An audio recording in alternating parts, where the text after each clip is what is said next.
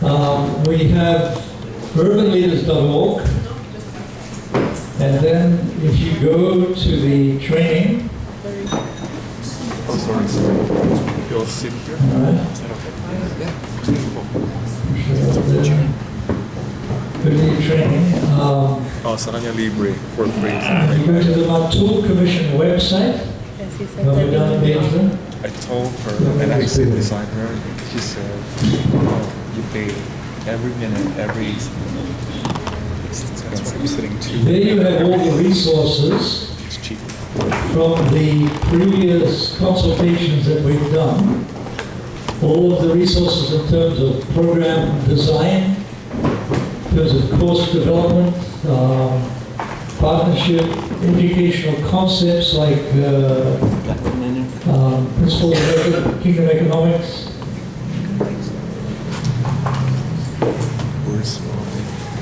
Okay. I'm holding because someone will pass by. All right. So they're all there. Down the bottom here on the right is an M2U Commission. On the left, M2U Commission. If you click on that, it'll give you the various M2U commissions. I am nearsighted now. Down the bottom is Manila. Eyeglasses. Okay. And so we will put people's presentations into this site here. By the end of the consultation, you should all have all of your materials in there. So Stephanie, where's Stephanie? Stephanie, who do they give materials to? Sorry? Who's going to coordinate that? Choice for you coordinating materials? At who's?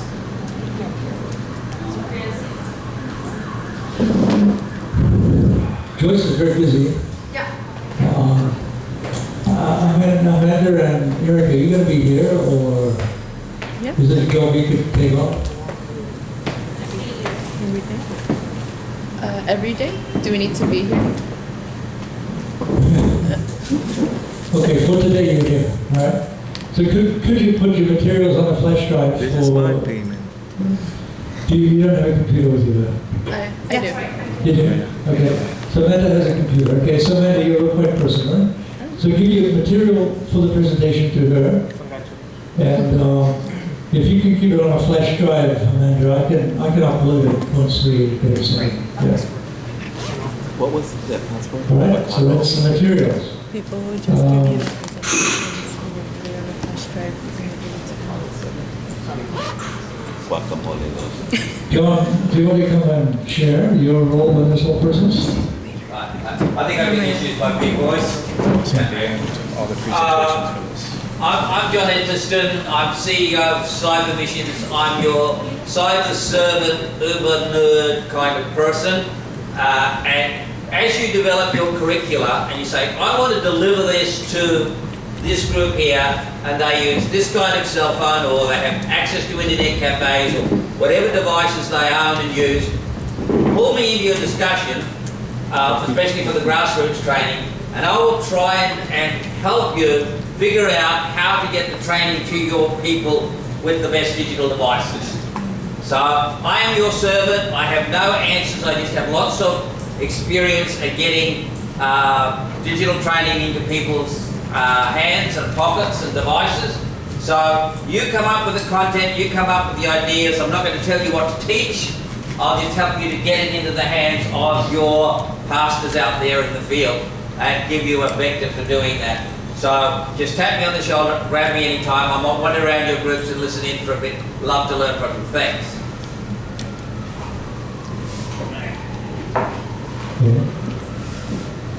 Is that what you want me to cover? That's fine.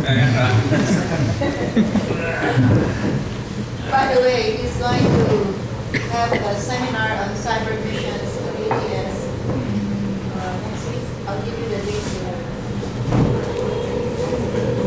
Okay, so just to run through the program for today, I'll work on Jesus Seminary in the slums. And then we've got reports from the different schools. with Corey doing an integration to them at the end.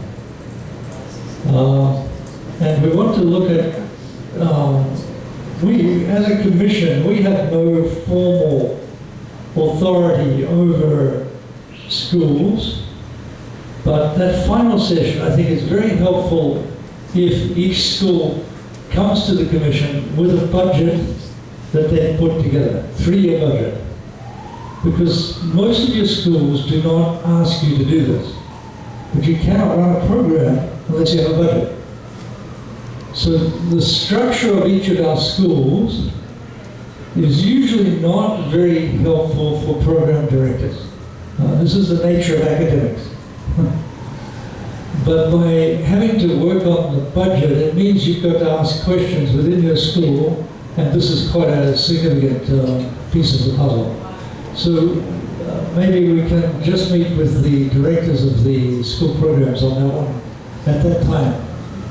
Then in the evening we'll get to the task groups, and we can sit down and talk about each task group and work out what is the goals, what are the steps to take, how are we going to report back, who's in which group.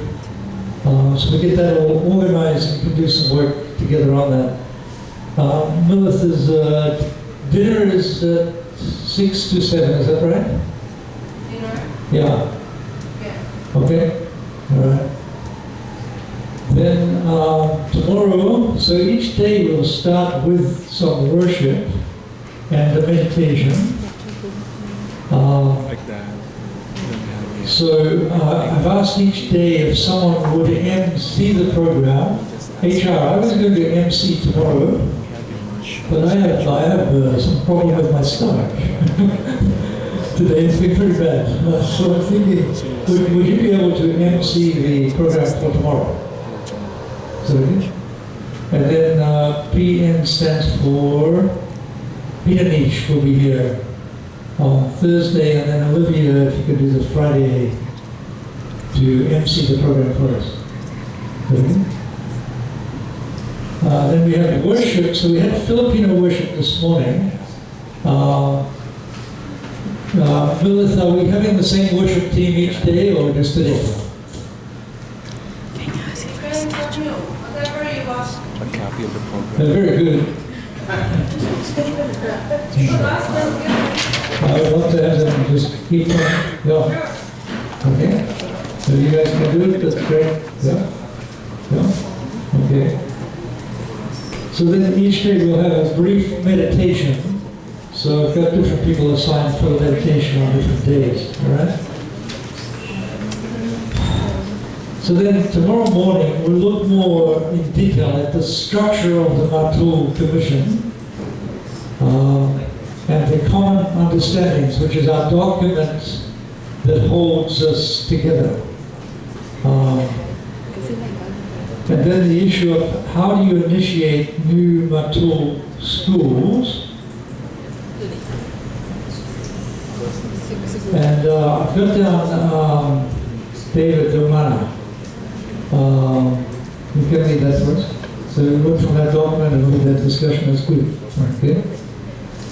Bound agreements and variances between schools. So we've said we have a common core to the Matul, but each of us keeps making changes. So every time we meet, we need to run those changes by each other, and I think question each other. Is this really a healthy change, or is it counterproductive? Hold each other accountable. Usually the changes are because the accrediting body says, oh, you can't do this, you have to do this. And the way that they make these decisions is usually not particularly smart. Because they're not involved in the design of the program, they're simply looking as outsiders. Or alternatively, you have a dean that comes in and they want to make changes, or you have a faculty meeting and the faculty get upset because they're not included in this or that. So they want more theology or more of this or more of that. So usually the rationale for the changes isn't very good, but sometimes it's very good. So I think it's just a discussion on those issues. So new schools, partnerships, the cash model. So we have Amanda share that. And then we'll have HR to share on vocational training in Nagpur, some of his thoughts and experimentation. And then Olivia to share on teacher and adjunct development and course and syllabus design. So we do have a syllabus design within the website, so you can look at that. And then, but Olivia, this is her field of expertise. Yeah. Then Lidlock, now let me see. Lidlock coming in the afternoon. Or did that get changed? Well, we can see. Okay. And then we have another session where we can look at the recruitment plans and the fundraising plans for each school. Your program stands or falls on whether you can recruit students. If you're not recruiting students, then it's likely that the administration will say this program is not really working. So what are your plans for recruitment is an important question, and I think each of us looking at each other's plans is going to help us. And then the task groups in the evening. Okay, then we go to the next day on Thursday. I have transformational conversations. Boy Batista will come. So the whole issue of integrating theology and praxis. Okay, and then we come to the CD. Who's CD?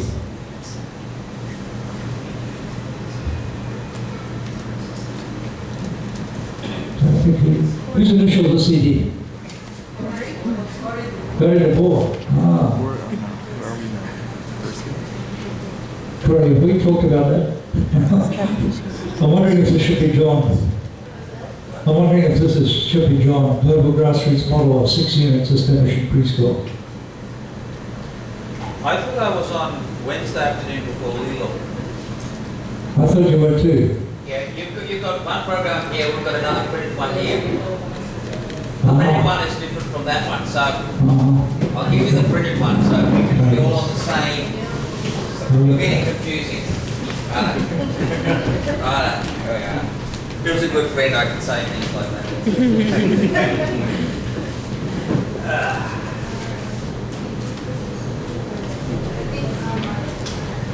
Yes, same thing. Yes. I think Peter has done some changes since then. Okay. Tomorrow when he comes, I think he will give us an Let's put John in here for now, okay? So, Olivia, I'm not sure where your one disappeared to. Might have disappeared. Let's see.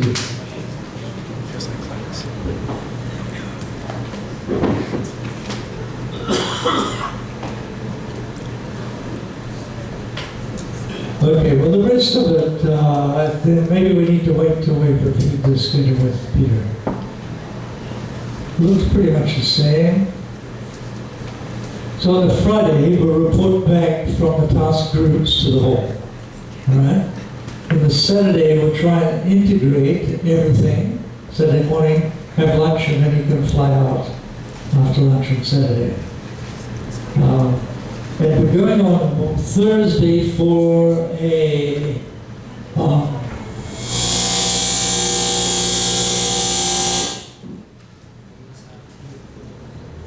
we're going on Thursday for site visits, and so I think Corey will share about this.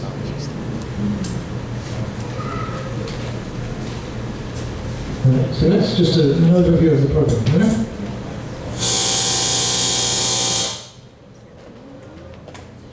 What's going on here?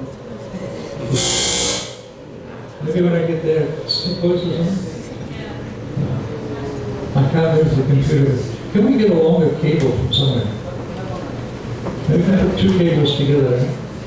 Do you have an extra cable like this? That's fine. Yeah, what kind of cable do you need? I just need 2 of these, so it's longer, so I can ship this I've out. got a 15-foot one. Yeah, that's it. all the kids in the back. Tell her what's the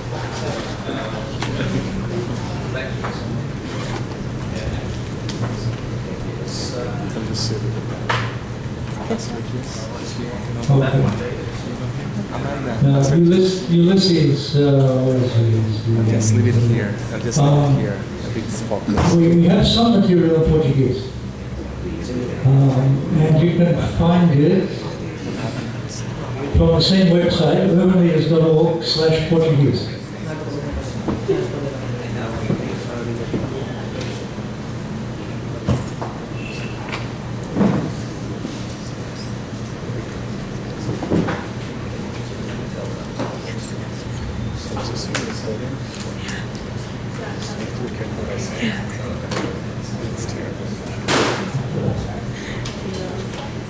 Just kidding about classes like this. It's very sensitive part.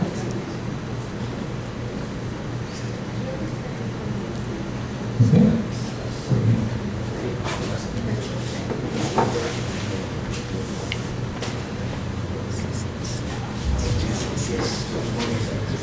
Very good. That's much better. This one.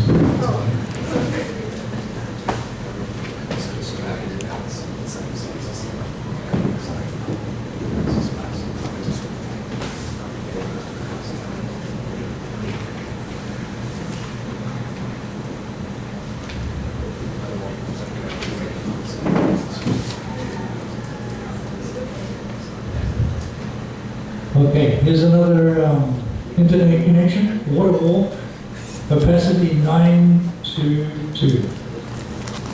Alright, so if you're not connecting on one, you can use the other. It's good. So far, it seems like the internet is working fine, so that's really good. Alright.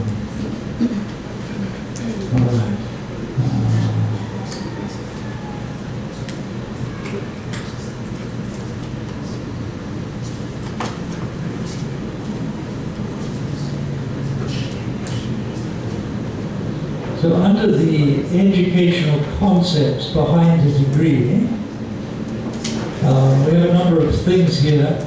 Jesus' Seminary in the Slums, the idea of transformational conversations, principles of economic discipleship, flaring, and the idea of internships.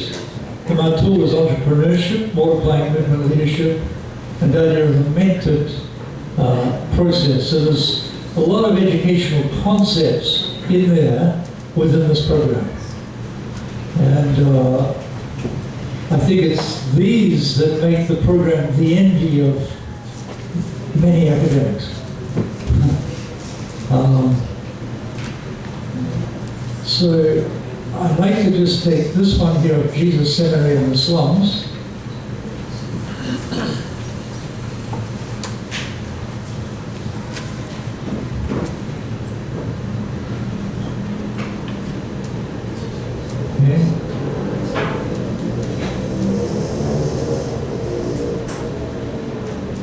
I'd just like to run through a theological rationale for designing a degree like this. All right? Because this degree came out of asking some questions. Is there any way we can turn the air conditioning down? It's very cold for people. Yeah, thank you. Really cool. There with it. I can see everyone appreciates the hospitality, but it's still cold. Did you turn that off? You just turn it off? Okay.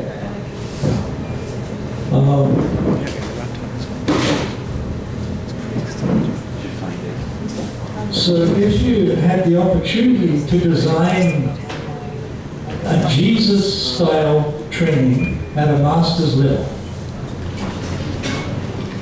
how would you go about doing that? Well, how did Jesus train? This is the question. What's the URL for this? I just go off your main page there. Urbanleaders.org. Jesus Seminary in the Slums, under the educational concepts. So on the main page, what is that page? I think it's the home page, educational concepts, Jesus Seminary in the Slums.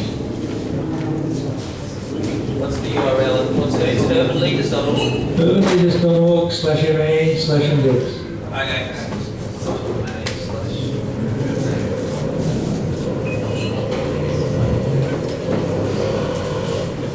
So that leads to the first question: was Jesus an academic?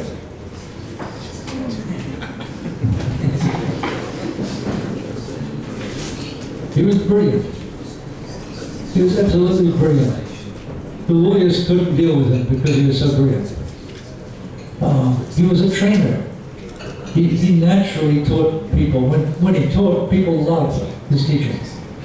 He was the finest of academics.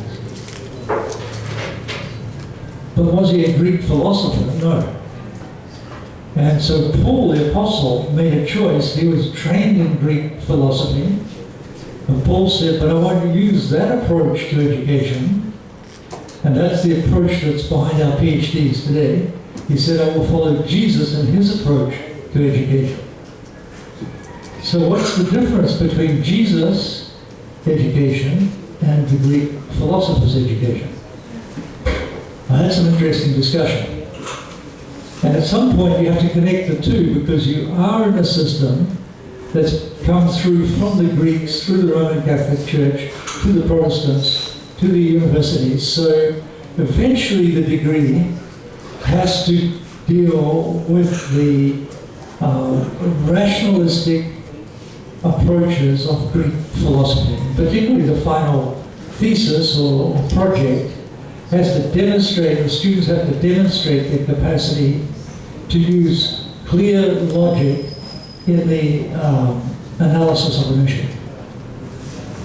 So we can start with Jesus, but we have to also modify.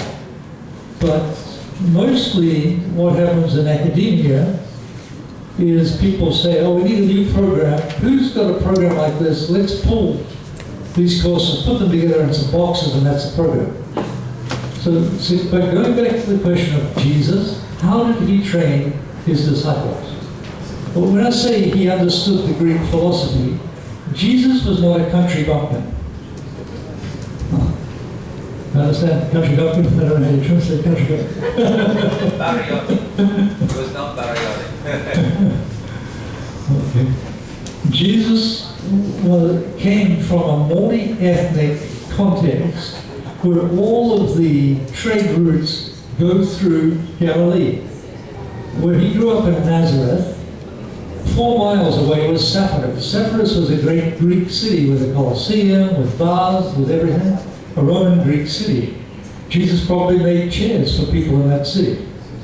So he's in this little Jewish village, but all around him are Greek cities and civilizations. There are Arabs, there are Turks, there are all sorts of people coming through. So he understood what Greek philosophy was. He could relate to Greek philosophy, he just didn't use it. Okay, so how did he teach? He taught from the stories of the people, with proverbs, with parables. So his essential style was a storytelling style that related the stories of the scriptures to the stories of the day, to the issues of the day. His essential training was an action and reflection model as they were about their business. Then he reflected on what they did.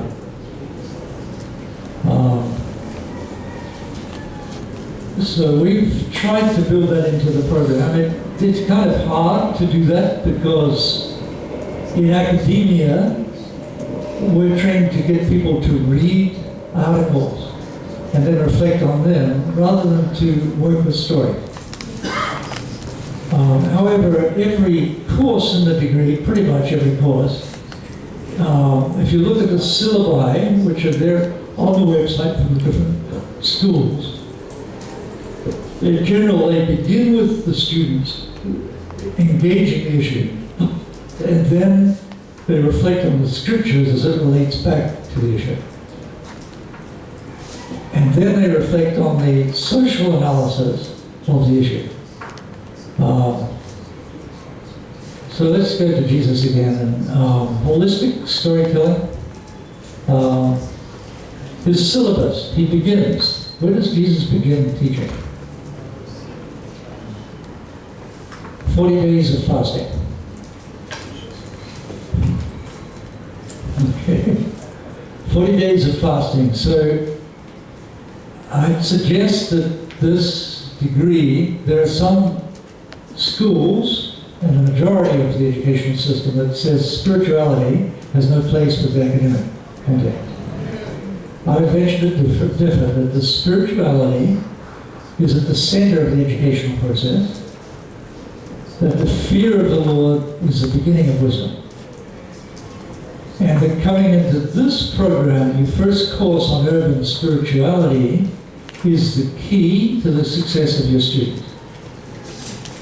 Because in that course, as you look at the various types of spirituality that enable people to engage the slums, you're also beginning to deal with the inner being of the student.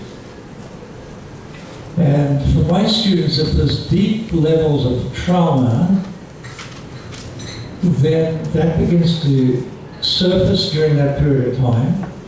For some students, we can get psychological counseling that makes quite a difference. For some students, we have to make a decision not to send them, because if they go overseas into the slums among the poor and there is psychological trauma, it's going to surface and it's going to create enormous damage for them and people around them. So there's also a screening process in this urban spirituality course. Not everybody that wants to study in this degree should be in this degree. Some people need a safer place.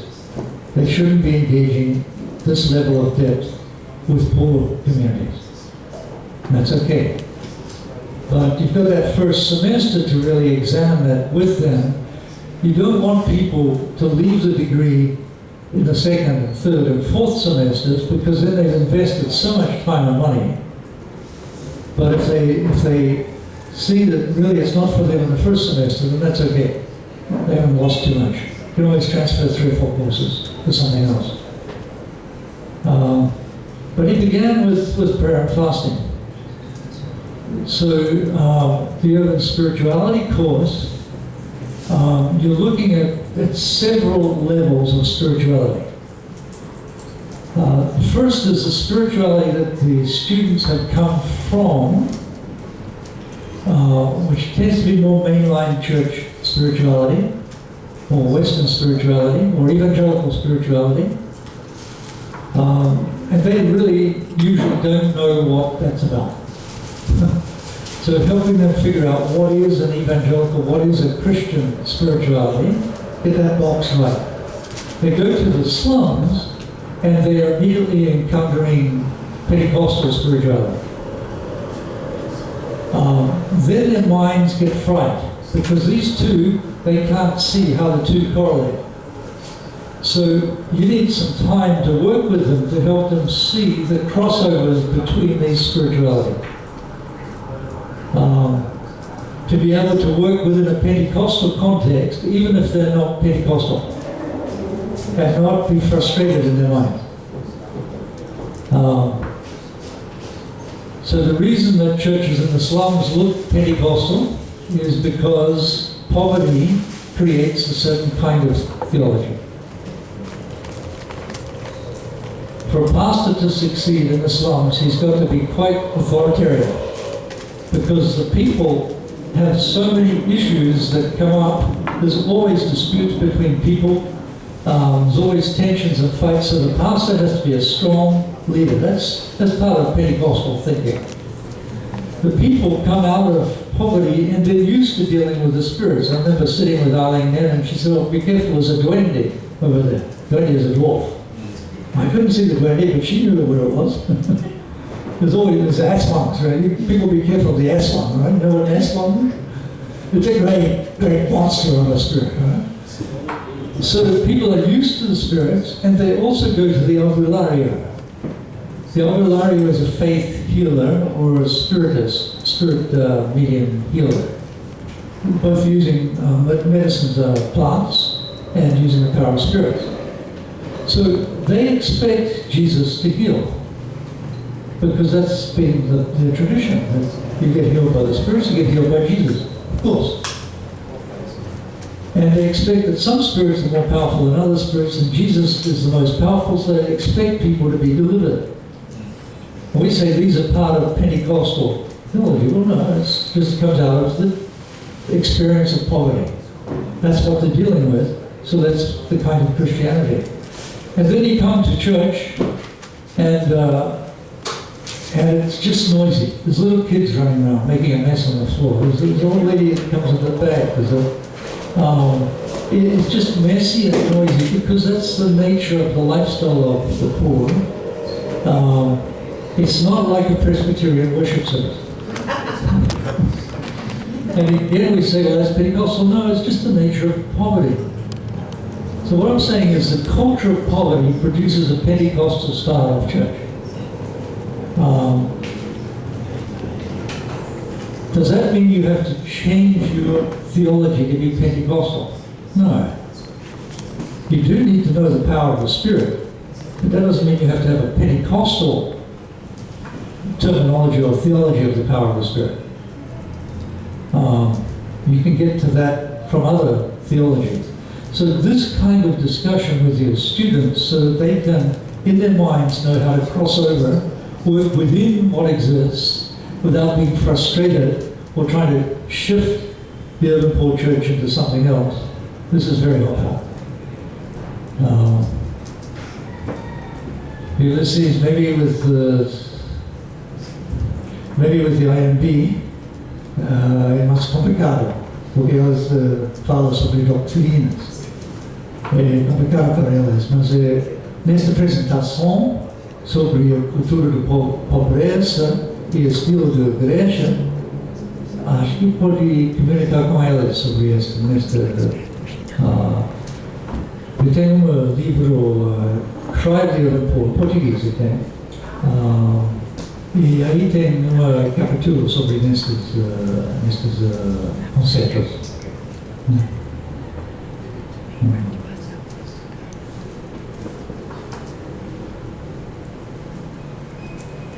All right, urban spirituality, right? You got that? First course, urban spirituality, right?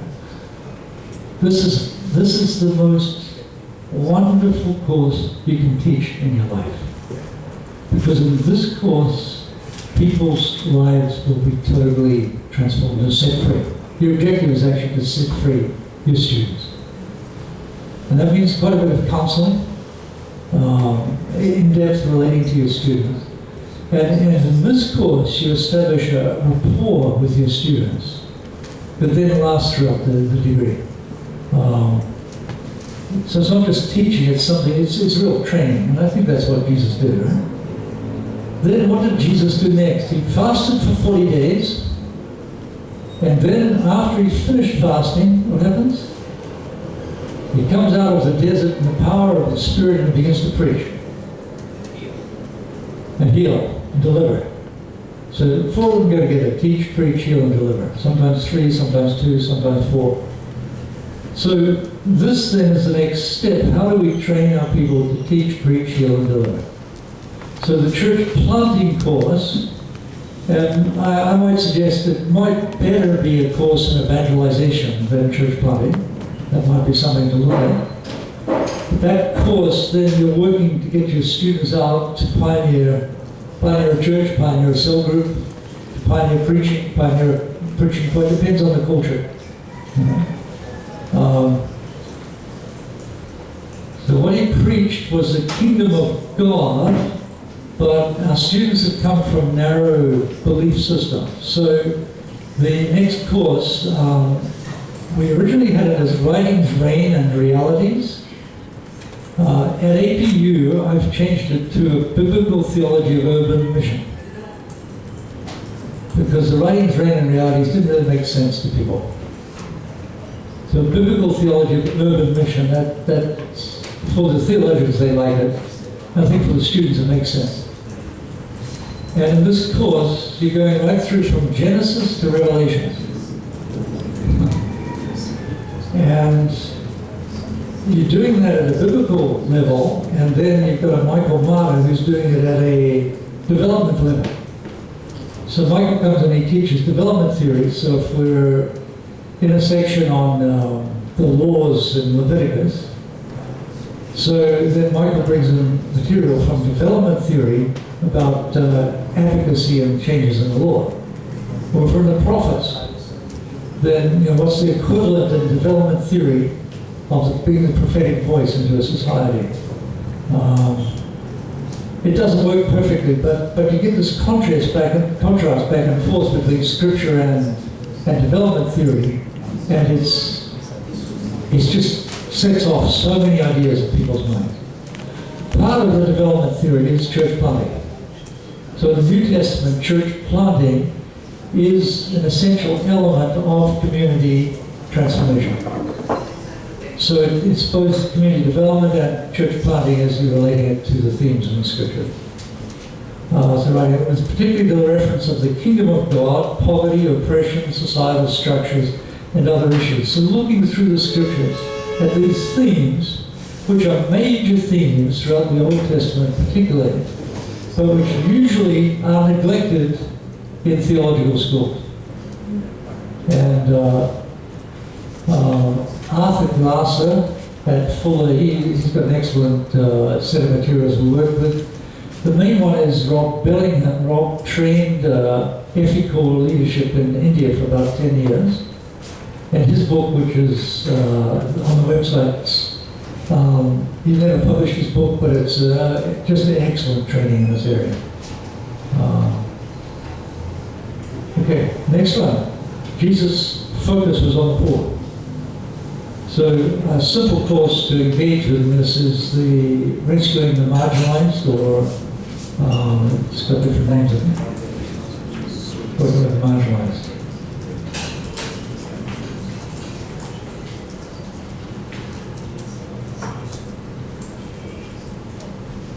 So the students have an opportunity, they can choose who they work with. So these are internship courses, so they choose an organization that's working with prostitutes, or an organization that's working with the elderly or street kids. They go into the organization and they structure an internship that benefits the organization and benefits the students. And this is the best learning process you can imagine. And the organizations end up really appreciating the students for what they've contributed, and the students learn a great deal. So working with the marginalized. Now, Jesus also was very aware of the dynamics of cultural life around him. Can you imagine if you're Jesus and you're sitting at dinner with your disciples? So you're sitting on some rocks, and I don't know what they ate, some lentils or whatever they eat in the Middle East. It's cooked in a big pot, and you'll pull it out of this big pot. So sitting around, here's Matthew the tax collector who worked for the Romans. And then on the other side is Simon the Zealot, who's a revolutionary. And you're having a debate about politics over dinner. His disciples were very diverse, and I think they knew the issues of the time. So this is a course on urban realities. You're looking at the many theories of the city, and everybody wants to teach this course because it's so much fun academically to teach this course. So this course is not really an internship, it's just an academic course. So then you move on. Are your students going to bear much fruit or not?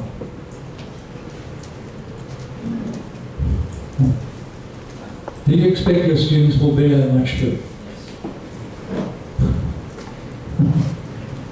Okay, you're quite certain of this, right? If they're going to bear much fruit, you better prepare them to bear much fruit. Right? So the movement leadership course, you're looking at the nature of multiplication of fruit, which is generally multiplication of church movements, church growth, but you're also looking at social movements. So some of your students are justice-oriented, they want to change the world by bringing about justice. So how do they bring that about? Is that the same dynamics as church planting? The concepts of movement dynamics the same in these two areas? What about if they're wanting to multiply cooperative economics? Is the dynamic of leadership of a multiplication of, I've got friends who've got 5,000 microfinance projects. What kind of leadership is needed to make this happen? So a lot of issues in here. How do you lead at this wider scale? And it's an art, and yet there's a lot of material out there. So trying to figure that out, particularly among the urban poor, there is no literature out there in terms of how this happens among the urban poor. Let's say there's none. There's occasionally an article here or there. But we are creating a field of knowledge in terms of urban poor movement leadership. And if there's some way that across the schools we can correlate the best papers the students come up with or the professors develop, that would be very, very interesting over time.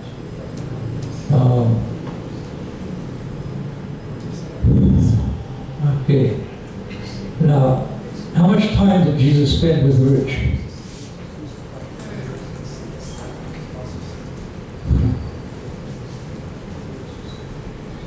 How much time did Jesus spend with the rich?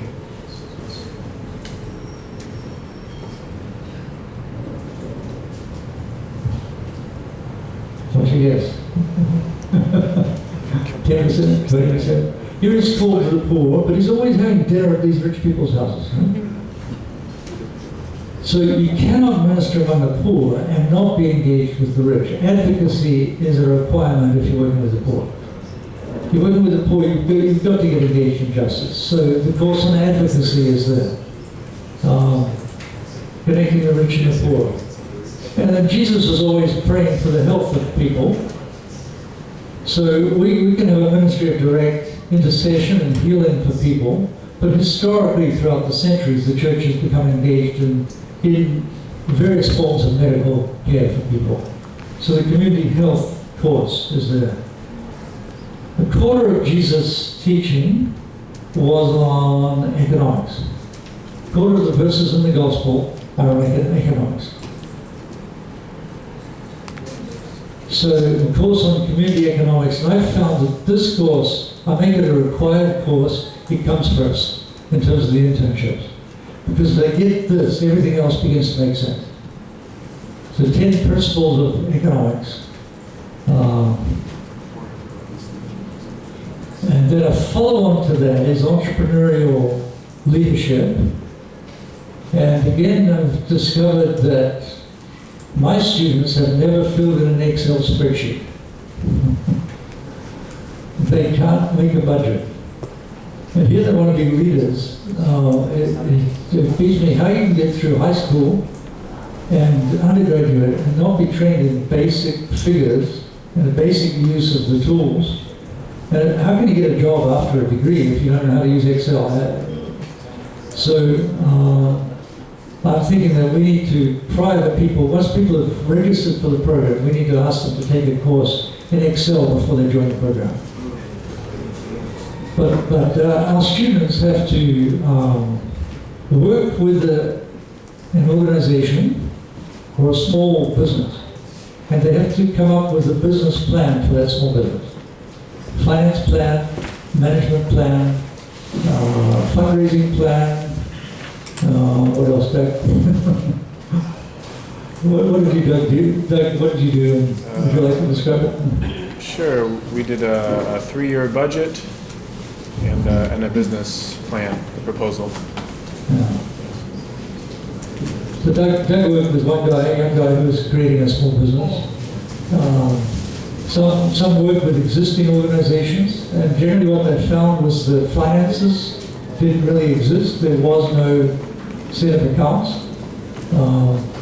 So the business couldn't even get a grant because there was no systematic accounting. So they helped the businesses in these ways. Some ended up doing fundraising plans for the businesses. These two here, Amanda and Erica, got an A for their course because they raised $500 for a pigsty. You want to tell us the story? We helped a community organization, Banaba House Ministry, to create a proposal for a piggery business to help develop the urban youth there and the skills that they already have in entrepreneurship. So I made the mistake of saying that if you actually succeeded in raising money, you ended up with an A, so they got an A. they deserved it. Okay. So entrepreneurial leadership, and then slum school education. So every church in the slums can be a preschool. Every preschool can be a church. So Corey and Jonah have put together, I don't know how many hundreds of churches and preschools here in the Philippines. So it's begun with that. But in this course, we begin to look at vocational training as well. And that's really opened a whole Pandora's box. That's very, very significant, I think, for us with the M2U00950. Something we didn't think of at the outset. But which long term, I don't think we can have this kind of training unless we move our people into the development of vocational school. Because unless people can get work, then how do they survive? And without some kind of training, it's difficult to get work. So it's a complex field, but that's where we're going with that course. Okay, so Jesus mentored his disciples. So what's mentoring? That's important. He taught by action reflection, with praxis, practical, classroom reflection, and guided readings. That's sort of a combination in there. We did have some field ed courses, we've dropped those. And then we do have to integrate all of this back into academia. So 2 courses on, or in Africa, I think there's more courses in the program, in terms of a research project that brings integration to all of what they've been learning. And they have to learn the modern processes of research, go through the IRB, which is the Ethics Review Board in the university. So they learn issues of ethics in their research. They learn different approaches. Some start with surveys, which work particularly well for this kind of research. They have to work with an organization. So again, they're working like with an internship, serving that organization, doing research the organization wants. Instead of presenting the report back to the academics, they've got to report it back to the organization.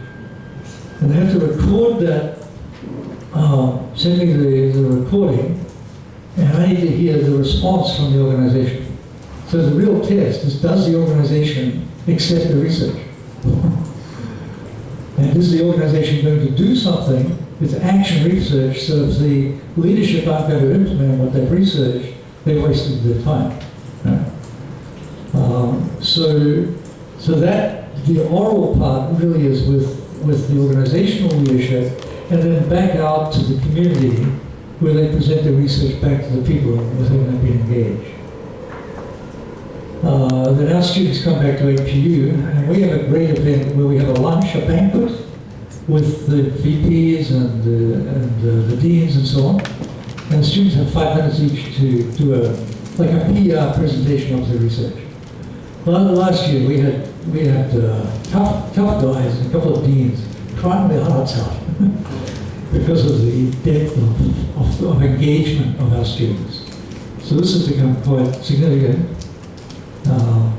And at the end of it, one lady said, well, I'm making a donation for scholarships for our students. So that was pretty cool. Yeah. Yeah. So this is an attempt to follow Jesus in the design of the program. And I think if you see in Jesus' style and approach some other elements that should be in there, then we need to consider that. But I think we need to go back to Jesus. For example, we go to a course on reconciliation. But right when Jesus began preaching, he preached about reconciliation. It is a gospel of reconciliation, according to Paul. So, should we be adding an extra course on reconciliation?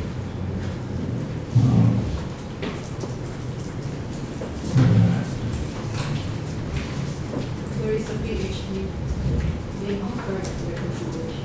Here, by who? This by seminary, IGSL. There is a PhD. In reconciliation studies. Field is on Yeah, peacemaking. Yeah. Yeah. Yeah, the Mennonite universities in the US have significant courses in these areas, and the Quakers. Mennonites. Yeah. So, and I guess Michael could comment in terms of LA.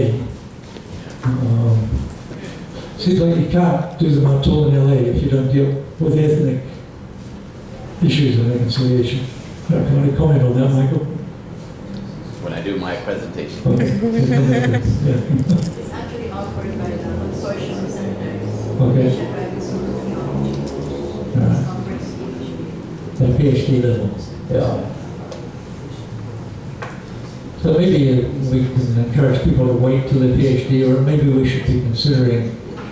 The difficulty is to have a degree of 15 courses, quite long for a master's level. You don't want it longer. And we just had to select some courses to get it to that size. And at APU, the deans have actually reduced it to 14 courses because they felt it was too long.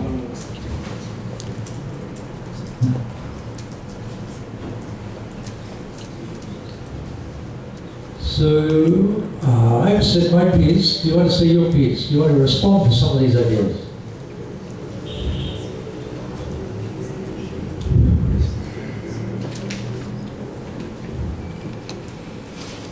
How do you see Jesus as an educational person?